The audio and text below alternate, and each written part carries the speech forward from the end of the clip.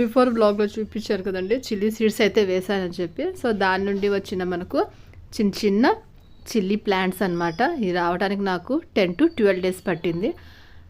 Daily water అయితే spray చేసేదాన్ని, twice ఏ day అనమాట.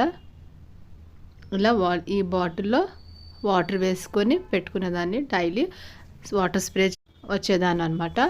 సో ఇది తర్వాత నేను షిఫ్ట్ చేస్తాను వేరే బిగ్ పాట్లో. ఇంకా ఇక్కడ వచ్చేసి పొనగంటి ఆకు, దీనికి కూడా మంచిగా లీవ్స్ అయితే వచ్చాయి. వాటర్లో పెట్టిన పుదీనా ఆకు అనమాట. ఈ పుదీనా ఆకు కూడా చక్కగా లీవ్స్ అయితే ఇచ్చాయి.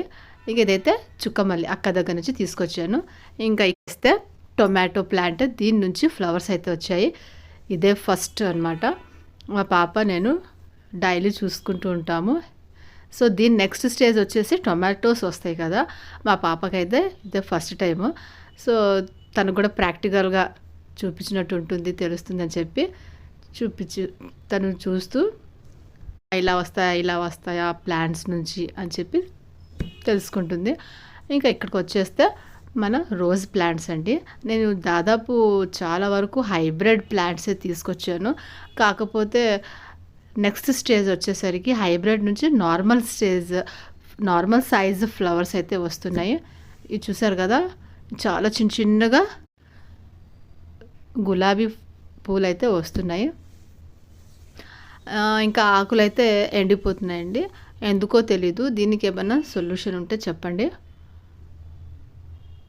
ఇది కూడా కాశ్మీర్ గులాబీ అనమాట. ఇదైతే వైట్ హైబ్రిడ్ అనమాట. ఇది చూడండి ఎంత చిన్న సైజు వచ్చిందో. వింటర్ అని చెప్పేసి మనకు ఫ్లవర్స్ ఇలా స్మాల్ సైజ్ వస్తున్నాయేమో, నాకైతే అర్థం కాలేదు. కాకపోతే డైలీ నేనైతే కేర్ తీసుకుంటున్నానండి.